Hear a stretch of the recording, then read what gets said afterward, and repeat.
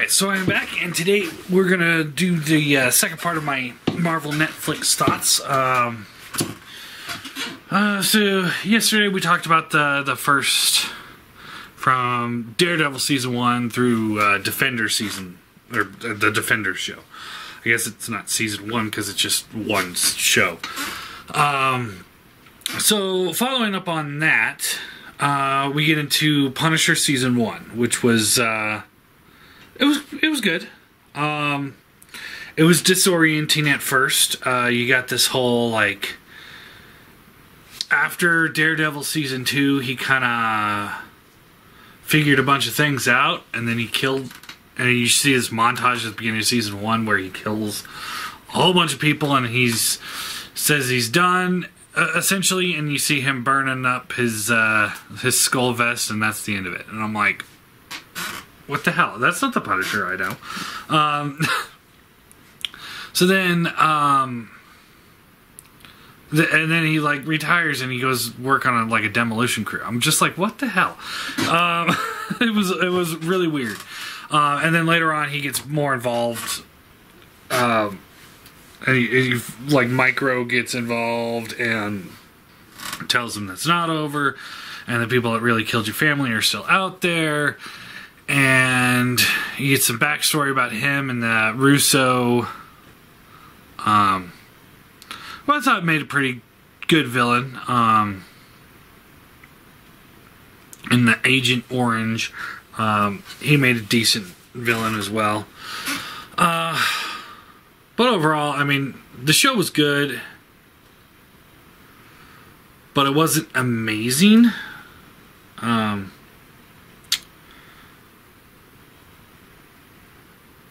There's really not much more to it. By the way, spoiler alert again.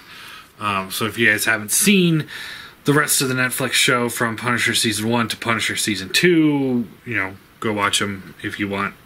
Or keep watching and get spoilers. The end of Season 1, you see him, find out that his buddy Russo was the one that did it. And he hurts him, and then he starts carving up his face with some glass, and then you realize, oh, it's Jigsaw. That's who that is. Because I was trying not to look up character names throughout the show so I can be surprised. And it was a decent reveal, but overall, nothing spectacular.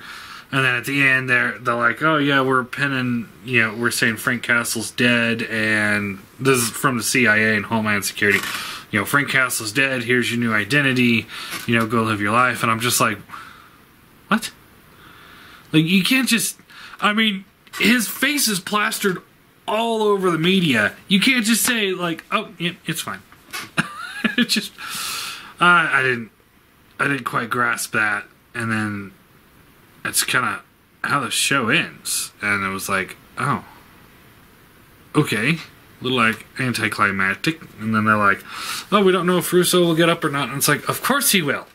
It's a comic book show. Of course he will. So from there we got, I believe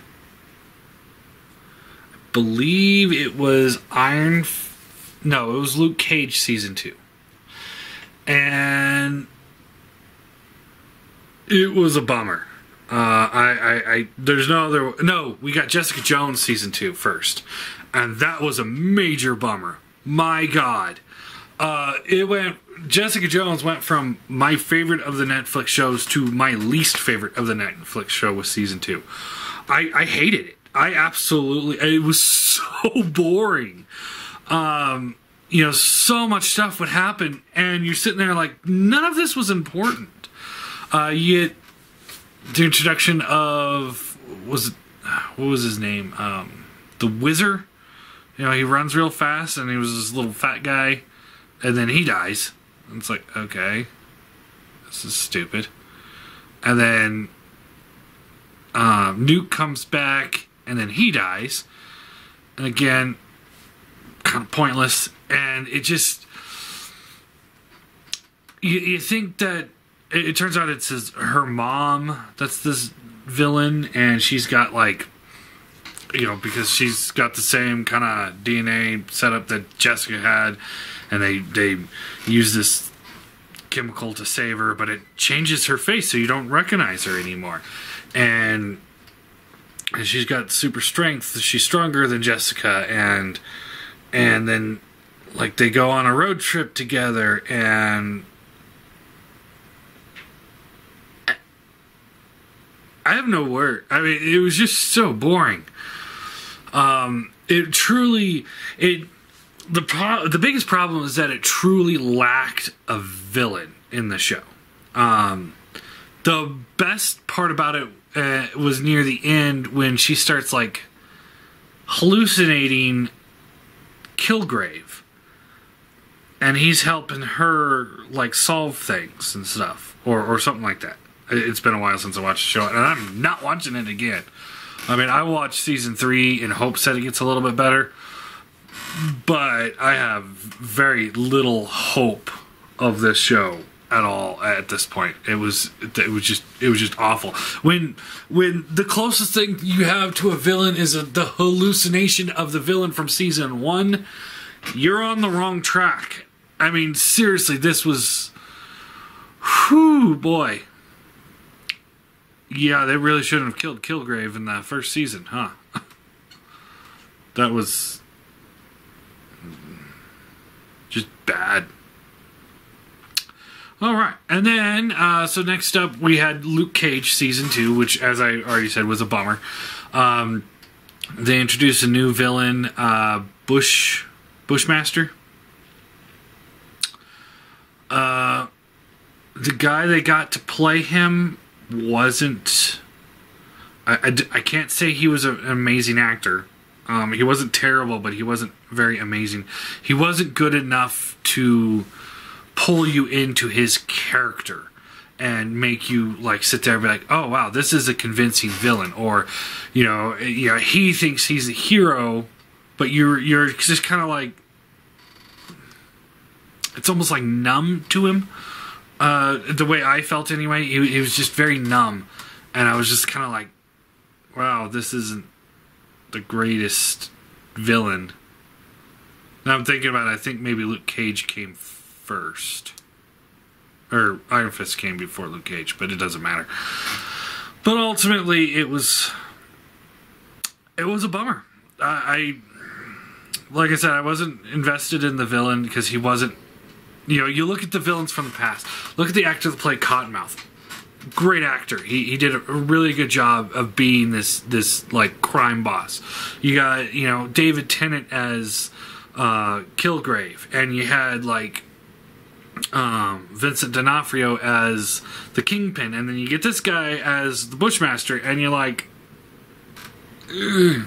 He didn't seem intimidating, and just and then it kind of like twists, and it's like the real villain's Miranda this whole time, and then, but she's not really enough of a villain to be really worried about, and then she dies, and Bushmaster's like, oh well, that's the only thing I was here for, is make sure they're all dead. Peace, and he leaves, and then she leaves the club to Luke Cage, and he's like, and when the lawyer's like, oh, you know, it's your club, you can do whatever you want to, he's like, okay, I want to burn it down. And I was like, okay, that sounds like Luke Cage. And then the next scene, he's in a nice suit, you know, looking over the club because he just took it over, and now he's kind of like Harlem's crime boss. And I'm like, what? What just happened? It was very confusing. The best... No, okay, yeah, Luke Cage definitely did come before Iron Fist, because Iron Fist did make a guest appearance in the show, and that was probably the best episode in the whole series, was when they were working together, and it was like, oh, maybe we will get that Heroes for Hire show, or something. But all in all, it wasn't very good. For season 1 wasn't the best, but season 2 was even worse. It wasn't very good. It's just these I don't think these comic book characters are meant to have that many episodes per season. If they were to trim it down and condense it, it might be better. You know, maybe like a made-for-TV movie or something like that. But we'll talk about that later. Alright, now we get Iron Fist Season 2. And it was a lot better than Season 1. I will give it that. The biggest problem I had was the fact that, you know, his buddy from Season 1, that they worked together and then they fought and then his buddy left and he becomes the villain for this season, was just like, okay, yay, you know, whoop-de-doo.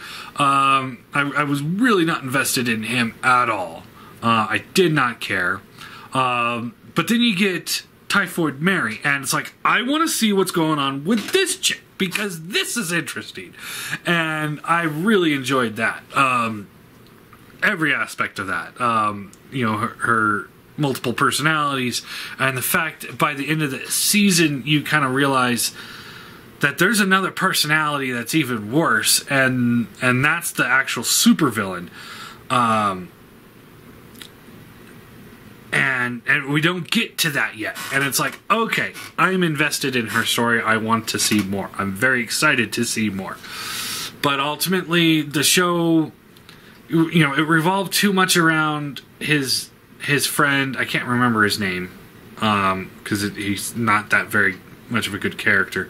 And then it was confusing, because he ends up not wanting the Iron... Like, the guy takes Iron Fist from Iron Fist. And then Iron Fist was able to get it back, but instead of him taking it, he gives it to his girlfriend. And so she becomes the Iron Fist. At the end of this show, you see her, like, using the Iron Fist to power up her sword. And it's like, okay, neat, I guess. But then you see that Iron Fist, or Danny now, he's no longer Iron Fist, with his childhood friend, the brother dude, whatever, they take off together, and you see them at the very end, and now Danny's got this new Iron Fist power that powers up guns. So I don't know what's going on here, but it just, like, the show was good. I thought it was good. What's his name wasn't the best villain for the show, but that's okay. You got Mary in there, and that kind of made it a little bit better. But by the end, with the ending was that just killed it for me. And I was like, so it wasn't very good. And then Luke Cage gets canceled, and then Iron Fist gets canceled. And then we get season 3 Daredevil. Overall, I have like one major gripe with this show, but overall, excellent. I loved it. It was really good. You get this slow build of Bullseye turning into Bullseye, and by the end of it, you're like, oh my god, this is awesome. He is a great villain. And you know, there's this great scene when where Daredevil and the FBI agent, I can't remember his name, they're in Bullseye's apartment and they're trying to hide, or no, they're in the apartment above him, I believe, something like that. It's not that important, but Bullseye's down there ricocheting the bullets. And it's like, that is such a Bullseye thing to do. He's like ricocheting them off the pipe across the street and hitting Daredevil in the room in the apartment above him. I was like, that is so Bullseye. And the shit Bullseye was doing was so Bullseye that it was like, oh, this is awesome. And then by the end of it, he completely loses it. There's the chick that he kind of likes, and she's sitting in the... She's dead. She has been dead for like half the show. But now he found her body, and she's sitting passenger seat with him, and he's driving around. And it's just like, dude, you've completely lost it. And that's not to mention the whole Kingpin scenario, where he starts off in jail, and he slowly works his way up to being like this again, a crime boss, but now he's got the FBI working for him and stuff. And it was so good, and you really felt the stakes. Like, holy shit, they've got everybody in their pockets again. Foggy, like they even paid off Foggy's parents' meat shop or butcher shop so that they can have Foggy in their pocket. It was just like, holy shit, this is great. And my big nitpick of it is that Daredevil goes back to the regular costume, to his black costume, and I didn't like that at all. I want to see Daredevil. I don't want to see Daredevil light, and that was a bummer. That was a major bummer for me. That's the only bummer I have for the show. The rest of it was excellent. I mean, Vincent D'Onofrio, I know I don't like seeing the same villains come back over and over again, but he made such a minor appearance in season 2 that by the time you get to season 3, it's like, alright, this is awesome to see him back. And then you get Bullseye as well. So, and that's where these shows are good, is like they're adding all these extra characters and world building. At the very end, Kingpin goes back to jail. Bullseye, he's all busted up, and you see this like doctor getting ready to start working on him, and they say his name. I can't remember the doctor's name, but if you look it up, it's the dude that put the adamantium into Wolverine, or one of them. And so it's like, oh shit, he's gonna do like what they do in the comic books, where Bullseye has adamantium fibers in his bones, so that he doesn't get broken up so easily by Daredevil, because Daredevil fucks him up. And it's like, yes. So yeah, very good season. And then they canceled it. It's like, okay. Like they're not holding back, are they? And then we get to season 2 of Punisher, which I just finished watching right before I started filming this. And it was good. It was good. Punisher, I always said Punisher makes a better TV or movie hero than does comic books, because you can't really draw out his villains very long, because he kills them. So outside of I always had the problem with Spawn too. It's like oh, here's the big bad guy for this issue, and then you kill him, and it's like, well, now you got to create a whole new villain for the next episode, or for the next comic book, and it becomes an issue. Like if you kill everybody, it's an issue, but it makes a good TV show, because you can throw random mob bosses in there. That gets boring for comic books, but that could still be exciting for TV shows. So you get again, spoiler alerts. So this show just came out not that long ago. So if you haven't watched it, go watch it before you finish watching it, because I'm going to spoil things. But you get kind of 2 different stories that Punisher's working on. You got this family that's trying to cover up their gay son, Senator, and they've got this assassin going after him. I haven't looked him up yet. I'm going to. I'm guessing he probably really is a character or something. And then you got Russo. Who's broken out of the hospital prison, and he's being Russo again. They're trying to make him Jigsaw, but it's more just like Russo with memory loss, and it's just kind of like that. I was over that about quarter away through the story. It's like, I want to go back to the other one. Let's look into the Senator one, because that looks like a new story that we haven't dealt with yet in the Punisher. Where it's not directly tied to his family's death, and it's not tied to his old military days. It's not tied to his past in any way. It's a whole new arc, and it's like, I want to see where that's going. But then they keep focusing over on the Russo thing, like, oh, but this was a big deal in the last season, and it's like, I don't care. I don't. And the end of it, the payoff with the Senator thing, was excellent. The payoff with the Russo thing was a big letdown, and it was just kind of like,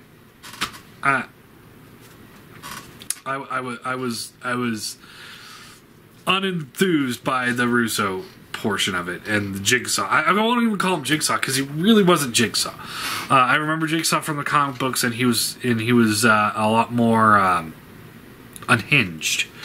And I remember him from the Punisher Warzone movie, which this whole season I was sitting there thinking back to that movie, and I'm like, I know that movie wasn't great, and a lot of people hated it. But I like Jigsaw from that movie. He was absolutely batshit crazy, like borderline Joker type guy. But it just, I don't know. It just, I was like kind of hoping I would get a glimpse of Warzone Punisher in the TV show. Like, I'm waiting for him to pull out the rocket launcher and blow up a bad guy. And I was like, yeah. The best part of the show, I mean, there's a lot of good things about the show. I recommend it.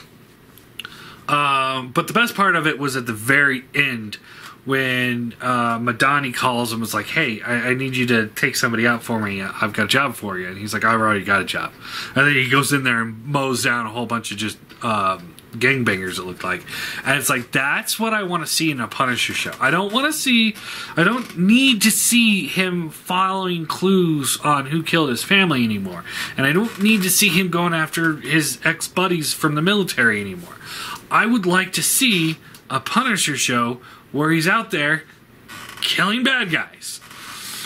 It doesn't need to be very complicated. But I'm sure the cancellation for this is probably coming down the pipeline. So, any day now. I know the last one's was about a week or two. 2, maybe 3 weeks after. So, it's going to come pretty soon. I'm pretty sure. But we'll talk about that more. Overall, for the second half of the Marvel shows, it's got some ups and it's got some downs, so I'm going to give it a 5 out of 10. The downs are really down. Jessica Jones, Luke Cage, and the end of Iron Fist are really down. Iron Fist, again, it's like that season 2 was better than season 1. It was shorter than season 1. It didn't have to deal with the hand, so that was a plus. But it's also like, it's like what everybody was saying about the Solo movie. You know, if you didn't like the last Star Wars movie, which I didn't, that you will enjoy Solo, which I still haven't watched. But it's like, to me, that sounds like if you have your expectations as low as you can go, then a mediocre show becomes a good show. And that's kind of how Iron Fist Season 2 was. But Daredevil Season 3 and Punisher 1 and 2 are both good. Golden. I definitely recommend those. So, maybe a 6 out of 10 for the whole series. So next, I'll do my thoughts on what's going to happen with the series moving forward. I have my own thoughts on it. I don't know. We'll talk about that in a second.